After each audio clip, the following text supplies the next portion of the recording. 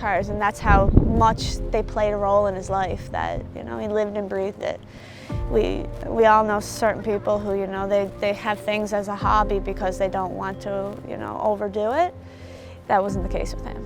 He lived and breathed it. Like, if he wasn't in the shop doing it for someone else, he was in the shop doing it for himself.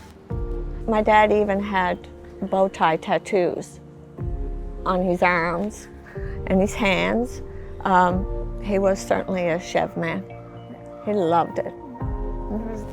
There was nothing else allowed in the driveway. I remember stories being told of boyfriends of Mom and whatnot driving in driveways with Fords growing up and being kicked out, being told to go park on the street. That's not allowed in his driveway.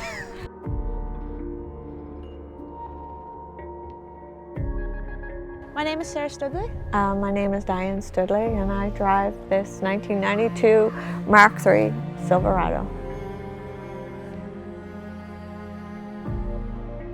The truck belonged to my grandfather, and my mother here inherited it in October past, when he and my grandmother ultimately passed away. Well, this was the last vehicle that he had. He was constantly working on it. Even in ill health, he would make every effort. If it was a simple oil change that would take him 2.5 weeks to do, he'd still get it done at 80 years old. So there's this car alone probably is a bit of a staple of who he is, even though, you know, he got it as more of a daily driver to him.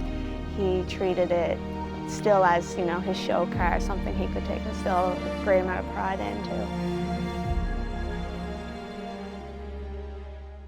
Yeah, the truck has a 350 engine in it, so it kind of got a bit of a go, but little old her can still handle it. It has a coal induction hood. You know, of course, he had to have an intake in it, an aftermarket intake. At first, when he first purchased it, it actually came on air suspension. He had removed that because of, I think, other issues just driving it.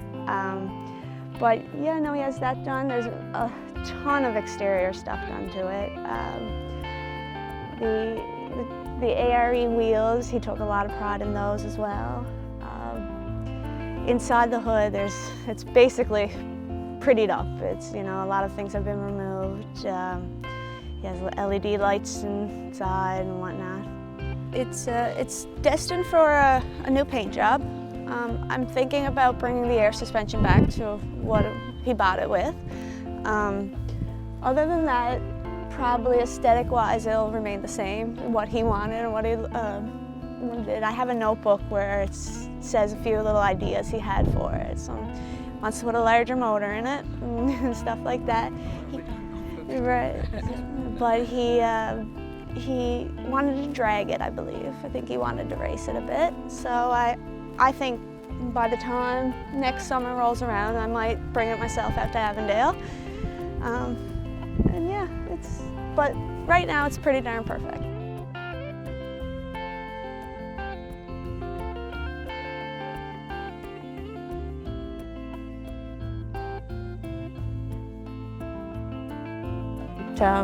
My mother enjoyed it equally with him. Yeah. She would sit on the garage floor and send little pieces of parts. They had a wonderful relationship because they both loved cars and the antiques, and their drives to Florida and Arizona and Las Vegas, and you know, it was all about the car.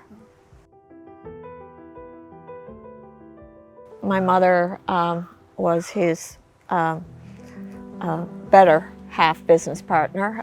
She knew all the garages in the city where she'd be off getting paint and parts, and it was just as much her passion as his. He was a bit of an introvert who kind of got her then to go out. You know, she did the part shopping. He gave her the list, and she went from shop to shop in town or garage to garage in town until she found what he needed. And sure enough, she always found what he needed, or an alternative. But always came home with exactly what he needed to make the next step. And the Automotive family here in Newfoundland knew her as much as they knew him. Yeah. They would see Daisy Murphy coming in and knew right there and then, oh, Bob needs something. At every car show, you could always catch her Daisy. Only feet away from him and watching like a hawk. He was always driving Miss Daisy. That was our little saying, always. Driving Miss Daisy.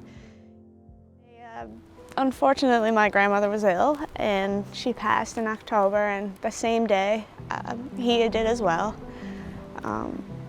It's kind of a, I guess, a movie storyline, love story. Yeah, it was definitely a movie love story kind of thing. It was bittersweet though, because, you know, my grandmother being so ill, not wanting to leave my grandfather, but my grandfather not wanting to be without her either.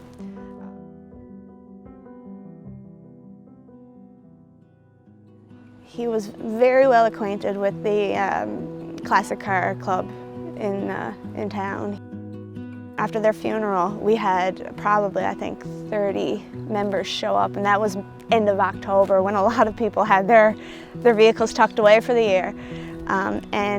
They made a point to travel from the funeral home downtown to his house in Seal Cove, and it was a great tribute to see, but you could really see how much he meant to these people and how much of a family they had created over the years.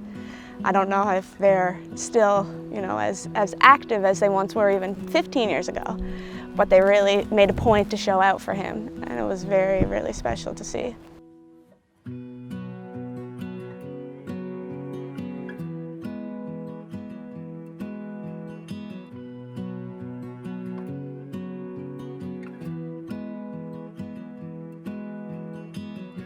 A famous story he likes to tell, or liked to tell a lot, was he brought the first GTO to the island. And he used to bring it to Argentia to race. And on the way back, he'd probably have about 3 or 4 people following him to the house, just so they can come and see the vehicle. And he eventually said he sold it to an American then, a couple of years later, who left with it. But he says that, you know, probably regret that, giving that one away. Yeah, he brought that from Daytona. Yeah, so he spent, from what I've heard, he spent a fair bit of time down in Daytona. Every October, they would take off for either Florida, Arizona, or Vegas, and 6 months they'd stay down there, and especially when I was a young girl, I could always expect them mid-June to pull up with a trailer full of junk. Just junk, right? Whether it was a car part or a car shell or a Coca-Cola cooler that he restored, and he was always fiddling with something, and he was a pet rack to the core, to the definition, but he loved everything he had.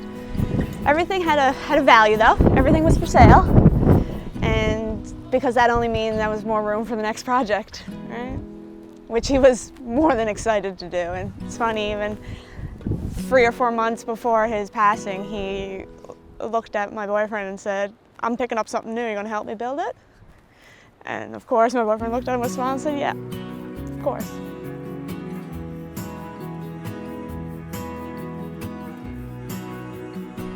He was an avid Earnhardt fan. Everything from, my God, his vehicles to his collection in his living room was Earnhardt and Chevrolet, and he was a bit of a patriot in a sense, and it wasn't even from there.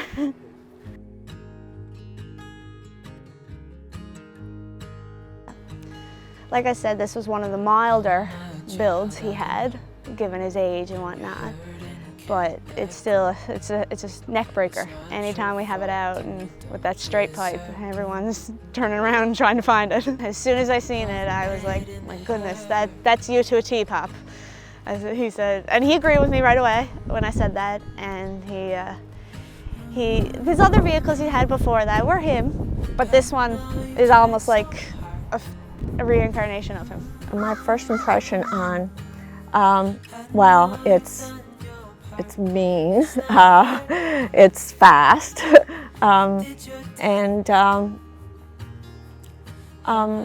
has a lot of strength, and it's my dad all to pieces. It's just a wonderful vehicle, and I love sitting in front of the wheel.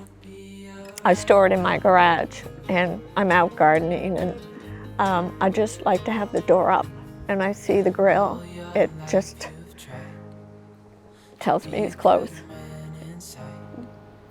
Every time I drive it, I feel like he's sitting next to me. Probably egging me on to do something or telling me to stop doing something.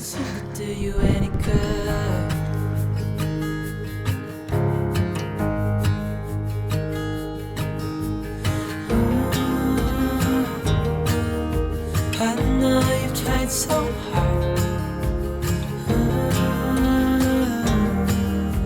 I know you've done your part. It's not fair. You did your time. How much longer will you suffer in this life? But don't give up. My name is Sarah Stoodley, and this is my grandfather's 1992 Mark III Silverado. My name is Diane Stoodley, and this is my dad's 1992 Mark III Silverado.